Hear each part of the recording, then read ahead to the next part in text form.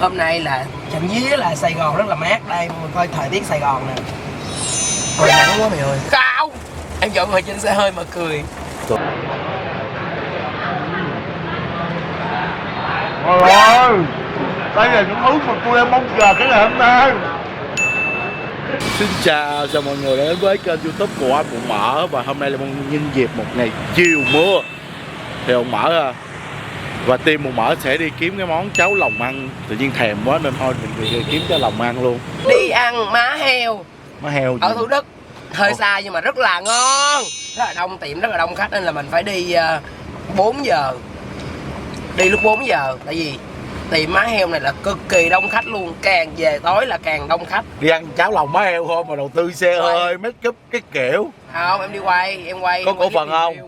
Đi quay clip review. Quay review. TikTok Phương Oanh.daily. Quay review nhưng mà ngon lắm. Đó rồi mọi người, đầu tư cũng đi quay container đầu tư lắm nha mọi người. Rất ngon. Đó. Đây, bây giờ trần nhà nè, thấy bà luôn mà để cái kiến lên như vậy nè. Mua cái option bản có kiến mà nắng thấy bà luôn. Tốn thêm tiền kem chống nắng nữa. Nói chung là vui vẻ đi. Hôm nay là trạm vía là Sài Gòn rất là mát. Đây mình coi thời tiết Sài Gòn nè. Ôi nắng quá mày ơi, tự nhiên cái nói mát hồi nào đâu, không có mát chút nào hết á.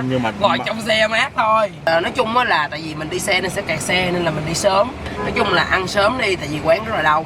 Thì bên Oanh sẽ tính là mình sẽ đi sớm để mình quay cái lúc mà người ta nướng má heo á. Nó ngon, má heo cháo lòng mà cháo đậu xanh rồi đó đi. Rất là ngon luôn. Nướng nha, người ta có cái sốt sa tế á, người ta quét lên cái má heo xong người ta nướng lên. Còn cháo đậu xanh nha, cháo người ta sẽ nấu nó lạng á mọi người, nhưng mà nó không quá lỏng đâu. Xong rồi bỏ thêm đậu xanh vô nữa, nó béo, nó thơm mà nó mát. Tắt máy đi chút nữa rồi coi quán ăn, giờ coi em hoài có gì đâu mà coi. Đầu tư đồ đạc cái kiểu thì mưa. Sau cái thời gian gọi là khổ làm lụng kiếm tiền vất vả thì cũng đến một ngày tôi được ngồi trong xe hơi vào trời mưa. Sao anh hỏi cái câu mà giờ ngồi trên xe hơi mà cười mà khóc với lại ngồi trên xe máy mà cười, em chọn nào ghê á? Chọn nào? Em chọn ngồi trên xe hơi mà cười. Xe hơi mà khóc chứ. Không, em chọn ngồi trên xe hơi mà cười. Rồi mọi người, tới nơi thì mưa cũng còn mà nhỏ nhỏ. Rồi đó, đây nữ chủ tịch sẽ đi xuống. Lòng này mình đã tẩm ướp gì chưa anh? Ướp từ sáng à. Bên đây là lòng nha. Đó. Bên đây sẽ là má heo, nguyên một cái tảng má luôn. Một phần là nửa mặt đúng không anh? 1/4 cái má. Đó. Quá hấp dẫn luôn mọi người ơi. Mấy anh là không có thể cưỡng lại cái sự ngon của cái này đâu. Một cái sự ngon thầm thèm. Đây là một cái lò nướng rất là lớn luôn. Lửa cháy bập bồng ở dưới. Rồi cả nhà ơi, bây giờ thì Bụng Mỡ phải đợi lên món nha. Nó bụng quá. Một cái là luộc hấp hành, một cái là nướng. Bao điều đặc biệt ở đây là nguyên cái phần luôn, nguyên cái phần má không có cắt ra mà để vậy á, gặm nó mới sướng thì sự đó. Còn đây là ốc nha mọi người, ốc hầm, cháo huyết, nguyên một tảng má heo này đây. Trời ơi nó đã. Không biết có thích thú thực sự không mà với diễn dữ quá cả nhà ơi.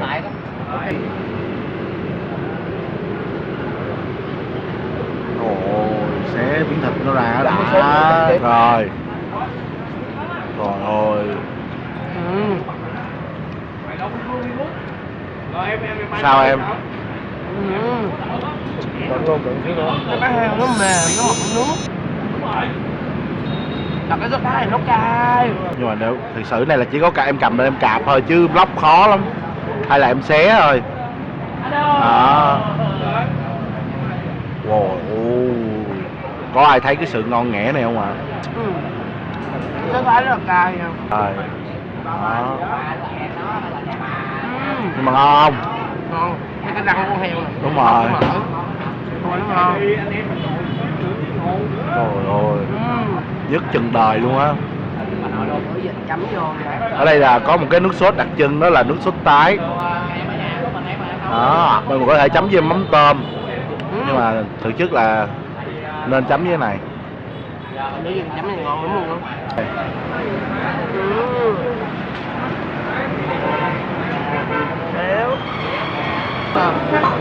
Rất ngon à.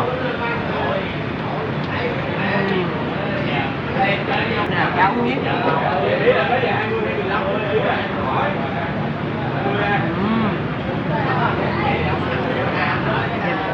Ăn với bún. Đó, ăn với bún mà thì không mà.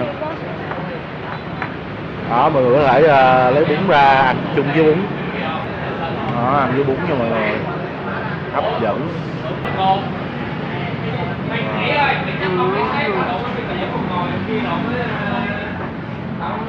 Siêu mà. Siêu ngon. Siêu ngon à. Sắn cục bự lên mới đã chứ. Bây giờ ăn là ốc heo. Ốc hấp dẫn luôn.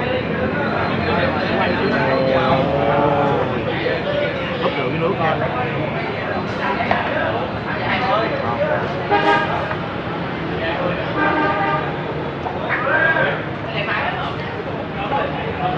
Ngon.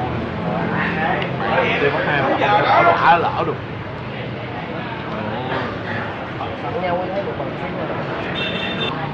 Hôm nay má heo luộc, chồng cái má heo quất luôn, má heo luộc nha mọi người. Cái này không biết xé làm sao luôn, nó bự quá không biết thực sự không. Chấm bánh đỏ chấm em đẩy nó cầm đầu kia. Đó đây, sẽ dưới lên rồi mình chạp thôi.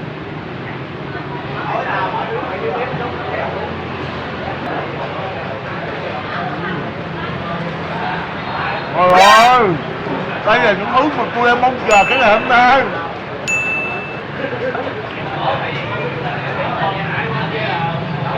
Nước sốt thái xuất sắc luôn à. Chua chua đây, 10 điểm. Cho quý đó.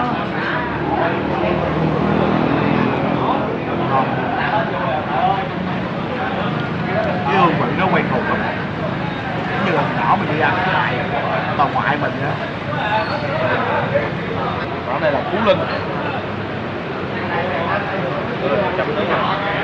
Rồi. Phú Linh nha.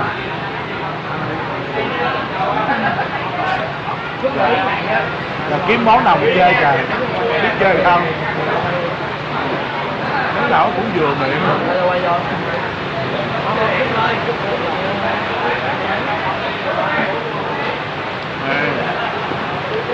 Đó, món tôm. Đây là một dĩa lòng đầy đủ mà có cuốn họng nè. Đó, cuốn họng bèo gan.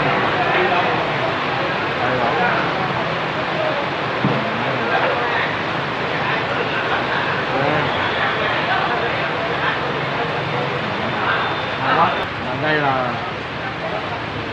lòng xào dưa, Lòng hấp dưa, lòng xào dưa của ngoài Bắc. Cái chua chua ngọt ngọt đây mọi người. Không đó. Cái món nào đây ăn cũng vừa vị ta. Được nha. Dạo này tao phải dục nhiều quá nên giờ ăn nhiều mới ngon á. Có dịp có đi ngang qua Thủ Đức ghé thì chị mở để đây nha, nên thử món nào mở ăn mới ngon á.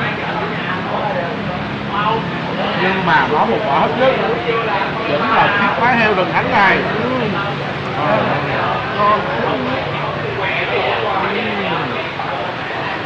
Trời ơi,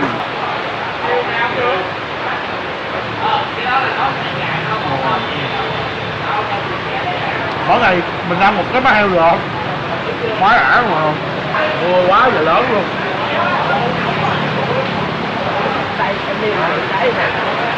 Đó, khách đông nha, mua là đây rồi đông mà.